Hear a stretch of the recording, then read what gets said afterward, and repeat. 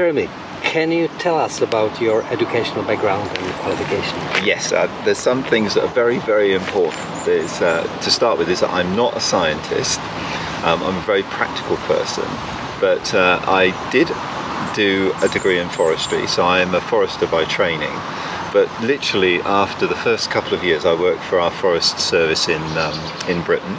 After the first, I worked for them for 2 years, and I realised, yeah, this isn't for me. I love forests, but actually I like trees in town. So I moved to arboriculture and started practically climbing and doing more sort of tree surgery and tree management in town. So that was my background, and then really I've just professionally, I didn't move on from an academic point of view. I just practically progressed through my career.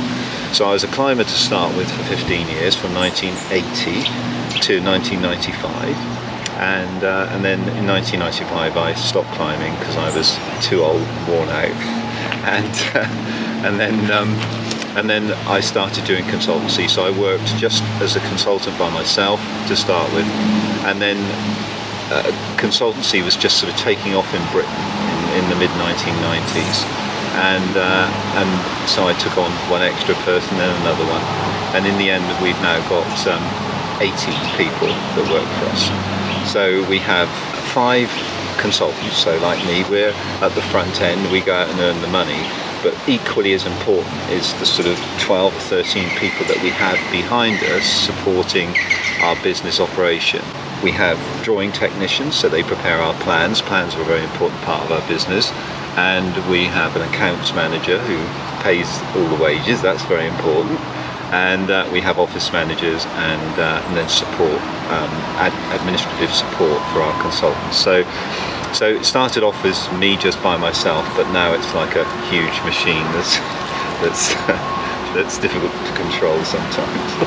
In 2010, you became American Society of Consulting Arborists registered consulting arborist. What prompted you to pursue this certification, and how has it impacted your work? The Americans have a great system. The American Society of Consulting Arborists is just for consultants, so they just deal with consultancy. In America it's primarily tree valuation, so they put a value on trees where a tree's been cut down or damaged in an accident, and then that goes to court, and then that's how compensation is paid. And they have a very progressive approach to consultancy, in the sense that report writing is a very important part of the process, and it is.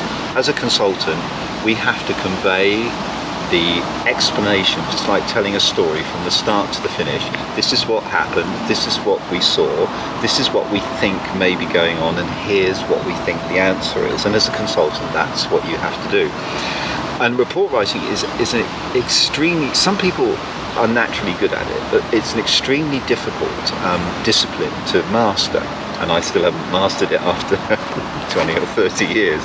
But ASCA has a process where you go to an academy for 3.5 days, and they teach you all of the principles, or lecture you on the principles.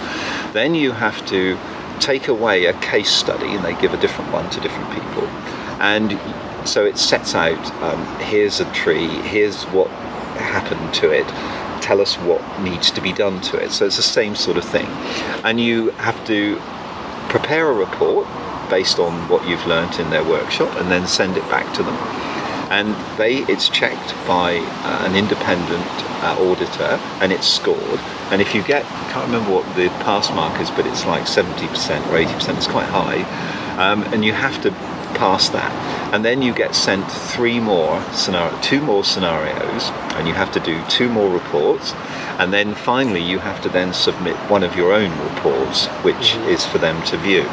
And they have a really good book, or a guidance book, manual, which tells you how to do it to supplement what you learnt on the course. And if you pass that, you become a registered consulting arborist, which is an RCA, and you get given a number. My number was 498, and they are now on 700 or 800 now, so there's quite a few people that passed since I did it. And I went to the academy in 2007, and in 2010 I finally passed it. So it just takes a long time, and I was busy, and you have to really be motivated to do it. But it's a great discipline. It doesn't do me any good whatsoever in my business in Britain because it has no formal recognition, and in America it's highly recognized. It's the top credential.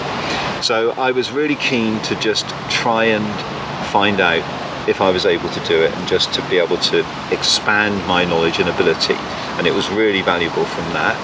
And as a result of that, we sent several of our other consultants on courses in subsequent years. So they got a trip to America, and one of them is now still registered, I think, as a consulting arborist. So it's a great thing to do. It doesn't apply perfectly in England or in other parts of Europe, but it's a great process to go through. So something really good to come out of America. Your list of professional achievements includes being an expert witness, specializing in harm arising from trees failures. How did you get involved in this area of work, and what does it entail? Well, interesting enough, being an expert witness is, it's not all about academic credentials. It's very easy to think you need to have a PhD, or you need to be a doctor or a professor, and maybe in medicine that may be the case, but in trees, it's very important to understand the basics of how trees work. And because I was a tree climber, so I cut down many trees and pruned them, I've got lots of practical experience of how they behave, what problems arise, and that actually is critically important when you're acting as an expert witness. So the courts want to know, why did something happen? What was the cause of the failure? Could it have been avoided? If you checked the failure or checked the tree before the failure, would you as an expert or an expert have been able to identify the problem and done something about it? Sometimes there's obvious problems, like there's a cavity or an imbalanced limb and a weak union or something like that. Other times there are no obvious indications. The branch failed or the tree failed and it wouldn't have been discoverable, and in which case then nobody's done anything wrong.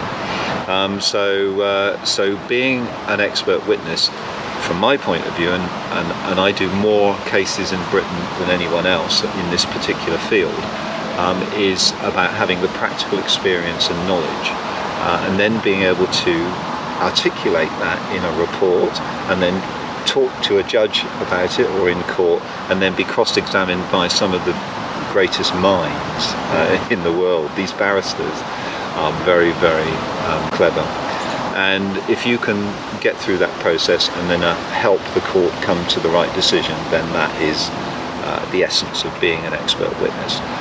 So I'd say that my success as an expert witness is based on my practical experience primarily, and then the ability to talk about problems. And I go all over the world. So I'm in the Czech Republic now, but I've been to lots of different places, and seeing how trees behave in different places is a very important part of the process. You are the author of over 100 articles and technical papers. What motivates you to contribute to the arboricultural literature? Yes. And what topics you find most important? It currently runs at about 142, I think, and I think risk management is one of the most important areas, I think, that I write on, because it's very easy to get consumed on a particular way of doing things, and in fact risk management is a very complex process, and there is no right way or wrong way of doing it. There are just lots of different ways, and some have big benefits and others have disbenefits. And I think for me to be able to write about that and try and help ordinary people out there, the arborists, the guys on the ground, the tree inspectors who are looking at trees, to help them understand the bigger picture, because it's very easy as a specialist to be focused on the tree, but actually tree risk management is much more than just the tree. It's about the circumstances, how many people are going along this path, whether if a branch would fail, would it hit anything, or would it hit someone and cause harm? Those are issues which need to be expressed, and it's very easy to get locked up and feel safe in a process that is designed by people, academics quite often, and actually it's very useful sometimes to be able to stand back and say, what are we doing when we stand in front of a tree? We're not trying to work out the probability of failure. The probability of failure means nothing to the ordinary person. It's just a figure. It doesn't. How do you relate to it? What we're really trying to do is to stand in front of that tree and say, right, we're coming back in 2 years' time, so we know the inspection frequency. We're coming back in 2 years' time, and in that 2 years, is the tree going to blow over or fall over? The answer is no for this tree. In that time frame, is a branch going to fall off and there's a cavity up there, or there's some dieback in the crown? And we have to make a decision. Do we think in those 2 years between now and the next time you get here, it will fail? And you cannot have the 70% chance of it failing. What on earth does that mean? The issue is, you are the expert. You're advising a client who knows nothing about trees. They need to know what to do. What is helpful for clients is to say, I think that branch is going to fail in the next year or 2 years, and in fact I think we need to do something about it. And so therefore, if it's going to fail, then the next step is it going to hit anything if it fails? So how many people are near it or go past it? And if it was on this path here and the branch was going to fall over away from the path and there's no chance of it reaching the path, then you wouldn't really. So there's very, very little chance of it causing any harm, so maybe we don't do anything about it. If it's going to fall on the path, then if you have a path, the courts in Britain at least are interested in what's reasonably foreseeable, and is that harm to a person reasonably foreseeable? And if people are walking along this path, then the answer is there's a chance that they could get hit. And it depends to some extent how many. If there's hundreds, obviously there's a much greater chance. If there's only a few people, or one a day or one a week, then that's much less. But there still is a point where you have to make a decision, and the decision is the advice we have to give to the clients is prune that branch or stabilize it in some way. And it's up to the client then whether they decide they want to do that or not. What I'm trying to do is to distill the massive complication about how different tree species behave, about how different defects and conditions in trees, how decay, how different types of fungi work, all of that distilled down to a simple decision for the client, for the person who's asked you for the advice. What do I do with this tree? So that's what I like doing. Your expertise has taken you to national and international conferences, workshops, etc. In the early days, I was sort of very focused on learning and trying to find out more. But as time goes by and you get towards the end of your career, it becomes very important to pass that information on.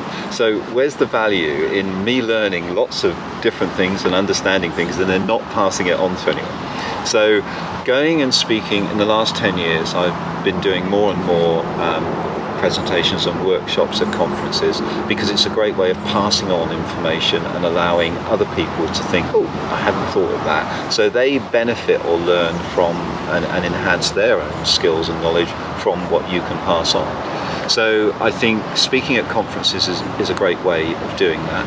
What I do when I go to conferences all over the country and all over the world is I talk to other people and find out what they're doing.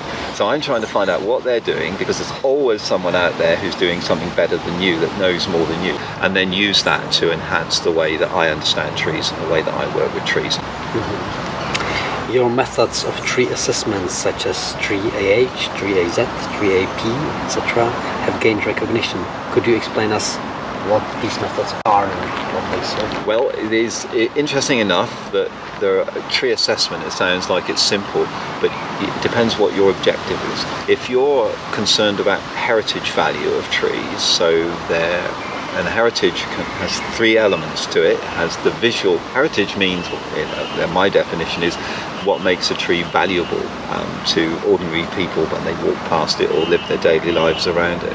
And there are three elements to heritage that we've identified, which is the visual part. A tree could be a landmark, or it could be very engaging visually. So that's an important element of heritage. Another important element is the scientific value of the trees. So it could be the oldest or the largest, or it could be the first introduction of a species from abroad into the country. So that can make a tree particularly useful to expand the knowledge base on that species. And the final element is the cultural aspect of trees. So trees have this really non-human characteristic of being able to live so long. So you have a tree here now, but it could have been there for 1,000 years, 1,500 or 2,000 years. It's here now, and it could live for another 500 years, 1,000 years. Oak trees can certainly live 1,500 years. And just to understand and think about the people that have walked past that tree every day from many, many generations ago. So our ancestors and also our descendants, when we're gone, there will be people who follow us that will have the same experience. That's a very important cultural or psychological benefit that comes from trees that's highly underrated because it's very hard to value. So I think about the detail of all these things and then try and then come up with an approach that pulls all of those elements into a process. I try and understand the elements that go towards assessing and what makes a tree special in all the ways. Pull it all together, work it, practice it, try it out, because we've got our people and we try out these approaches, and then we write it down.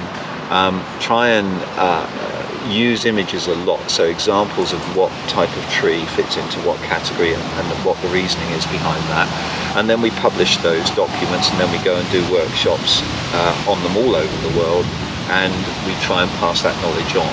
And what I've done in the past is only done that in English, and that's what we're really keen to do now, is to start expanding the languages that we do that in, so our documents are published in more languages. So we've published some of our documents in Swedish, in French, and hopefully soon we'll be doing some in Czech.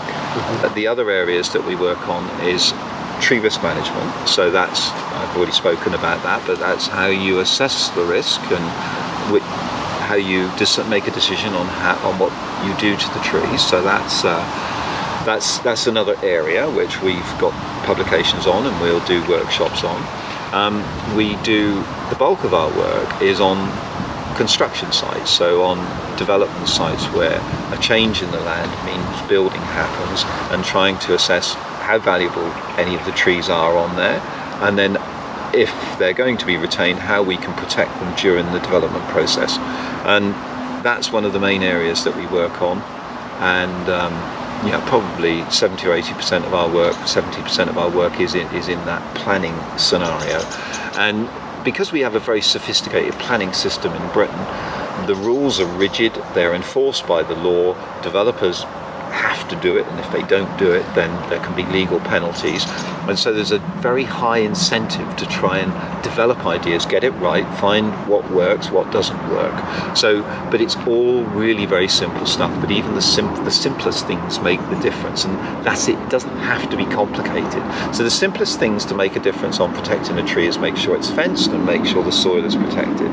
Two very simple things, two very, very hard things to achieve on site. So how do you do that in time? So we put all that together in a framework, and on an international level it's called TreeAZ, which is tree assessment for planning. And the other thing which is quite interesting is assessing whether trees are worthy of legal protection. It's a very British thing, but it does apply in other countries as well.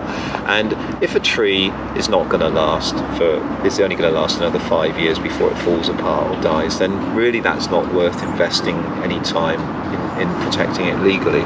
But if it's going to last 20 or 30 years, or even 50 or 100 years, then that's worth protecting. That's worth investing. It's going to last longer, so it's going to be important. So we also have developed an approach to assessing whether trees are suitable for legal protection. And of course all of our work originates from the UK and is based on English experience, but actually the principles are very much apply around the world, which is great because it means I can go around the world, I can talk about the principles, and then local people can modify those approaches to fit their own circumstances. So we tend to work in principles, and then that allow then people to modify them to their own local circumstances. Now you are on the visit of Czech Republic. Yes. What are your impressions? Well, it's just, you don't have many hedges here, and in Britain we have lots of hedges. Hedges are very important ecologically because they connect fragmented habitats. So nature recovery is a big issue now in Britain. Farming policy and politicians and political approaches to farming have devastated the natural environment in Britain and in Europe. I see it everywhere, and that's big business dominating chemical seed providers, all of those big businesses that rely on polluting the environment, don't care about anything beyond producing a crop. And that's fine when you have a priority to produce food, but it devastates nature. And so what we're moving to in Britain, much more so, and I think in many other places, and I'm sure you're doing the same in Europe, is moving to a system where you get paid for the services that the land provides. So if it provides nature, you can still be paid to do that. If it provides water purification, so you can still be paid to do that. So it's not just based on how much wheat or how many cows or sheep are produced on an area. This is my first time to Czech, and I've seen some fantastic trees. What is overwhelming is how many roadside trees are planted, and they're fruit trees. So they're walnuts, so juglans, and cherries, so prunus, and the cherries are just fantastic. And then so I've seen lots of that, and we don't have that in England, so that's really unusual, and that's seems to be community oriented, because people from anywhere I can go and pick a cherry or a walnut, so that's great. And having food, people understanding that food comes from trees rather than from factories or from shops is very important, I think, for education. And one of the things which I've seen, and it's not a criticism, because but a vulnerability that sits here in Czech is that there is an abundance of Tilia platyphilus and Tilia cordata, and their various types, and they are wonderful trees. And the reason why there's many of them is because they're really they do well, and they're really valuable from an ecological point of view. But the difficulty is that when you have monocultures, which we have in London, we have many plane trees, so it's dominated by plane trees, which are platinous, and then if the disease comes along like plain wilt, then suddenly that urban forest is under severe threat. And I just see a lot of Tilia, and it's great because they're wonderful trees, but there needs to be a bit more variety. So I think I've just been genuinely overwhelmed by the quality and the caliber of the trees which are growing here, and the variety, and the more community-oriented approach compared to Britain. We don't quite have that. Thank you very much. I hope we'll invite you more for some seminars and workshops in the future. Good, that'll be great. So I'm really looking forward to coming over here again, and to being able to pass on some of our knowledge, but also to learn from the people, and to learn from what's being done here, because there's some really great work. Thank you very much. Good. That's all right. Well,